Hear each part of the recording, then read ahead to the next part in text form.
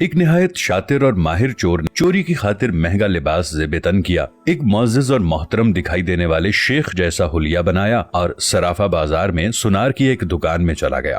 سنار نے جب اپنی دکان میں وضع قطع سے نہایت ہی رئیس اور محترم دکھائی دینے والے شیخ کو دیکھا جس کا نورانی چہرہ چمک رہا تھا تو سنار کو ایسے لگا جیسے اس کی دکان کے بھاگ جاگ اٹھے ہوں۔ اسے پہلی بار اپنی چھوٹی سی دکان کی عزت و وقار میں اضافے کا احساس ہوا۔ سنار نے آگے بڑھ کر شیخ کا استقبال کیا۔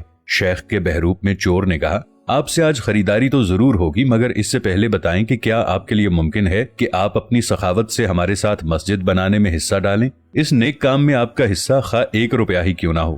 سنار نے چند روپے شیخ کے حوالے کیے ہی تھے کہ اسی اثنا میں ایک لڑکی جو در حقیقت چور کی ساتھی تھی دکان میں داخل ہوئی اور سیدھی شیخ کے پاس جا کر اس کے ہاتھوں کو بوسہ دیا اور التجائیہ لہجے میں اپنے اور اپنے اہل و عیال کے لیے خیر و برکت کی دعا کے لیے کہا۔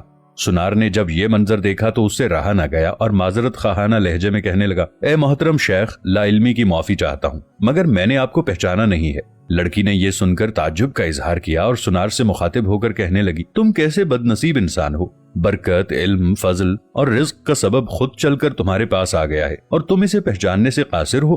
لڑکی نے شیخ کی طرف اشارہ کرتے ہوئے کہا کہ یہ فلاں علاقے کے مشہور و معروف شیخ ہیں جنہیں خدا نے کثرت علم، دولت کی فراوانی اور ہر قسم کی دنیاوی نعمتوں سے مالا مال کر رکھا ہے۔ انہیں انسانوں کے بھلے کے سوا کسی چیز کی حاجت نہیں، لوگ ان کی ایک جھلک دیکھنے کے لیے بےتاب رہتے ہیں۔ سنار نے شیخ سے معافی مانگتے ہوئے کہا، شیخ صاحب، میں معافی کا طلبگار ہوں، میرا سارا وقت اس دکان میں گزرتا ہے اور باہر کی دنیا سے بے خبر رہتا ہوں، اس لیے اپنی جہالت کی وجہ سے آپ جیسی برگزیدہ ہستی کو نہ پہچان پایا۔ شیخ نے سنار سے کہا، کوئی بات نہیں، انسان خطا کا پتلا ہے، غلطی پر نادم ہونے والا شخص خدا کو بہت پسند ہے۔ تم ایسا کرو، ابھی میرا یہ رومال لے لو اور 7 دن اس سے اپنا چہرہ پونچھتے رہو۔ 7 دنوں کے بعد یہ رومال تمہارے لیے ایسی برکت اور ایسا رزق لے کر آئے گا جہاں سے تمہیں توقع بھی نہیں ہوگی۔ جوہری نے پورے ادب و احترام کے ساتھ رومال لیا، اسے بوسہ دیا، آنکھوں کو لگایا اور اپنا چہرہ پونچھا۔ ایسا کرتے ہی وہ بے ہوش ہو کر گر پڑا۔ اس کے گرتے ہی شیخ اور اس کی دوست لڑکی نے سنار کی دکان کو لوٹا اور وہاں سے فوراً رفو چکر ہو گئے۔ اس واقعے کو جب 4 سال گزر گئے اور سنار رو دھو کر اپنا نقصان بھول چکا تو 4 سال کے بعد پولیس کی وردی میں ملبوس 2 اہلکار سنار کی دکان پر آئے۔ ان کے ساتھ وہی چور شیخ تھا جس کو ہتکڑیاں لگی ہوئی تھیں۔ سنار اسے دیکھتے ہی پہچان گیا۔ ایک پولیس والا سنار کے پاس آ کر پوچھنے لگا، کیا آپ اس چور کو جانتے ہیں؟ کیونکہ آپ کی گواہی سے ہی اسے سزا ہو سکتی ہے۔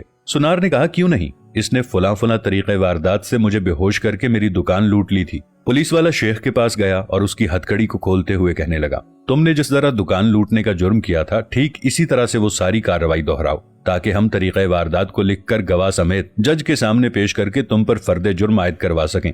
شیخ نے بتایا کہ میں اس طرح داخل ہوا اور یہ کہا، اور میری مددگار لڑکی آئی، اس نے فلاں بات کی، پھر میں نے رومال نکال کر دکاندار کو دیا۔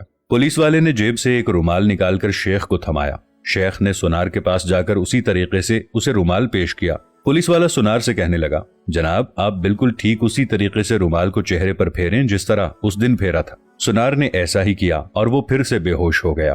شیخ نے اپنے دوستوں کی مدد سے دوبارہ دکان لوٹ لی جنہوں نے پولیس والوں کا بھیس بدل رکھا تھا۔ تو دوستو، آج ہمارے ملک کا حال بھی بالکل یہی ہے۔ بھیس بدل کر وہی چور نئے روپ میں آ کر ملک کو لوٹتے ہیں اور عوام کو بے ہوش کر کے قومی خزانہ لپیٹ کر غائب۔ اگر اس ملک اور عوام کا سوچا جاتا تو آج ملک کی یہ حالت نہ ہوتی۔